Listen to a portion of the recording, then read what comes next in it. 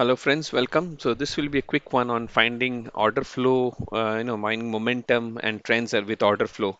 So generally that's a question I keep on getting is how do I pick up momentum or how do I do a trend trading using order flow as a trick? So I'll share you a few order flow tricks, both one finding momentum, how can we observe certain things in the order flow patterns and charts so that we can pick up momentum and whether and expect that trend will continue in one side. And two, I'll also talk about a few patterns where we can make a guess that okay, this will be a non-trending play basically. Okay, so we'll quickly get to the lessons.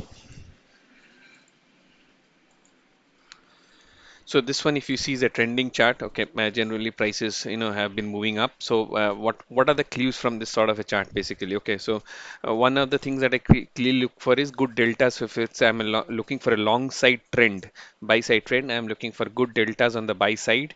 So generally, if you see the relative delta on the buy side is 76, 85, 148. Okay, compared to the negative ones which are lower -5, then 281, -92. Generally, the buy side deltas keep on having higher peaks that you see. Okay, here that is one. Second thing is the POC has to be shifting higher generally, which is POC of each of these candles. If you see, are kind of shifting higher. Okay, so the POC continues to shift higher, which gives you a clue that market is basically trend up. So generally, the POC is moving higher is one of the clues that we also try to follow. Okay.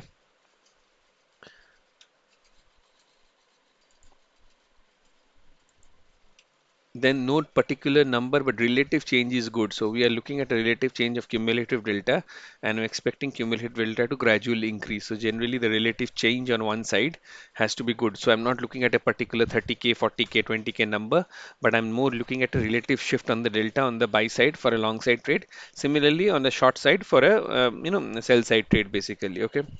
Third is opposing deltas are generally lower, which I discussed here. So in this case, if you see, this was the last major opposing delta, which is equal. But after that, the opposing deltas are much lower. So 281 -92, 151 -5, 170 -41, 283 -45. So which clearly gives me a hint that there is strength on one particular side in the market and it is likely to continue. Okay. So I'm looking at a lower opposite, deltas essentially. So that's the trick here. These three things. Remember, POC is shifting higher, relative change being good on the buy side or for a long side trade, on the short side trade, and whenever there are opposite deltas in certain specific candles, I'm expecting them to be in lower in numbers relatively compared to nearby, buy side deltas basically. Okay, this is for a long side trade. And similarly, when do we can predict using order flow? Lack of trend basically. Let's see that as well. So this, if you see, is a non-trending market where markets are not doing much, up, down, up, down, up, down. So what are the clues from here? One, countering deltas on both sides. When I say countering deltas, we have equal and opposite deltas on both sides. So you have a equal, long delta, you have a short delta which is equal. You again have a short delta, you again have a reasonably long delta. You again have reasonably long deltas, you again have reasonably short deltas. You have this. So if you see the countering deltas keep on being active, and hence that clearly shows that markets are not able to find a specific trend in any one side essentially. Okay, that is one thing.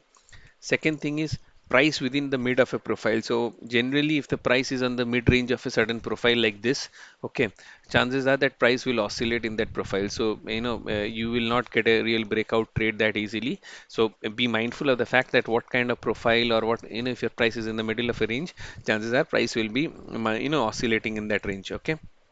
The third is your POCs around the top. So what I've observed is in case of a buy side failure, trend failure, what happens is POCs tends to get concentrated around the tops. If you see, okay, that when the POCs of a trend candle is around the top, it could mean that buyers are getting trapped at the tops, and hence trend can sort of reverse or trend can just oscillate basically. Okay. Similarly, on the short side trade, POCs are getting concentrated on the bottoms, which could mean that sellers are getting trapped and then prices could sort of oscillate again. Okay.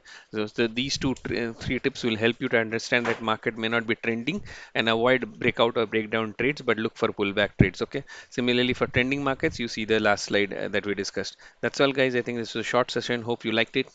Thank you so much.